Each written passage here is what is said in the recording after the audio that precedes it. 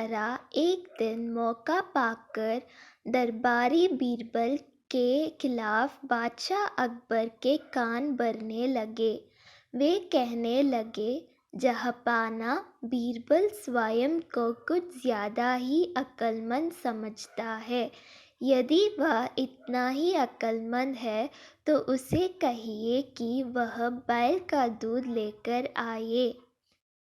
दरबारियों की बातों में आकर अकबर ने बीरबल की अक्लमंदी की परीक्षा लेने की सोची। बीरबल उस समय दरबार में उपस्थित नहीं था। जब वह दरबार पहुंचा तो अकबर बोले, बीरबल, क्या तुम मानते हो कि दुनिया में कोई कार्य असंभव नहीं? जी हुजूर, बीरबल ने उत्तर दिया। तो ठीक है, हम तुम्हें एक काम दे रहे हैं। तुम्हें उसे 2 दिवस में के भीतर करना होगा। फरमाइए हुजूर, आपके हर हुक्म की तामीली मेरी कर्तव्य है। बीरबल सिर झुकाकर अदब से बोला, जाओ, जाकर बैल का दूध लेकर आओ। अकबर ने आदेश दिया। आदेश सुनकर बीरबल बौछा रह गया। इधर दरबारी मन ही मन बड़े प्रसन्न हुए। वे जानते थे कि यह कार्य असंभव है, क्योंकि दूध गाय देती है, बैल नहीं।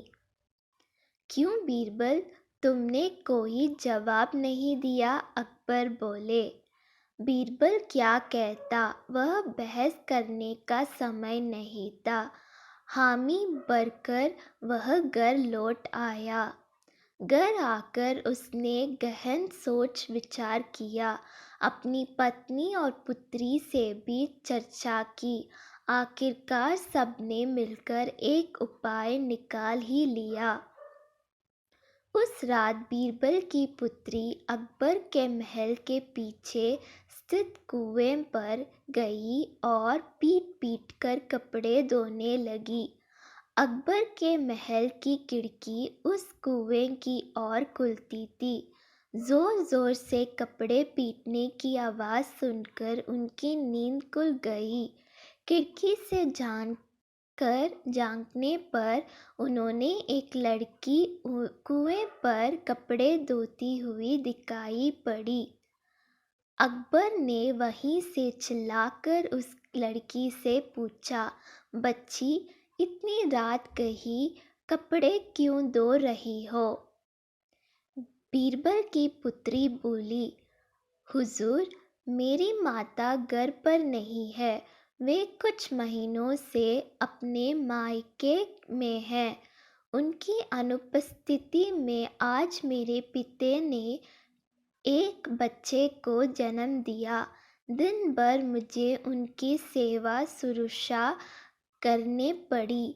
कपड़े धोने का समय ही नहीं पाया, इसलिए रात में कपड़े धो रही हूँ। कैसी विचित्र बात कर रही हो बच्ची, आदमी बच्चे पैदा करते हैं क्या? अकबर कुछ नाराज़गी में बोले। करते हैं हुजूर, जब बैल दूध दे सकता है तो आदमी भी बच्चे पैदा कर सकते हैं। बीरबल की पुत्री ने उत्तर दिया। यह सुना था कि अकबर की नाराज़गी हवा हो गई और वे पूछ बैठे, बच्ची, कौन हो तुम? हुजूर, ये मेरी पुत्री है। पेड़ के पीछे छुपे बीरबल ने अकबर के सामने आकर उत्तर दिया। आओ, तो ये तुम्हारा स्वंग था? अकबर मुस्कुराते हुए बोले, गुस्ताखी माफ़ हुजूर, और कोई रास्ता भी नहीं था अपनी बात समझाने का। बीरबल अकबर की नींद में कल्लल डालने के लिए क्षमा मांगते हुए बोला। इधर अकबर भी बीरबल की अक्लमंदी का लोहा मान गए। अगले दिन रात का पूरा वितरण दरबारियों को सुनाते हुए उन्होंने बीरबल को उसकी अक्लमंदी के लिए सोने का हार इनाम में दिया। दरबारी हमेशा की तरह जल भुना कर रहे थे।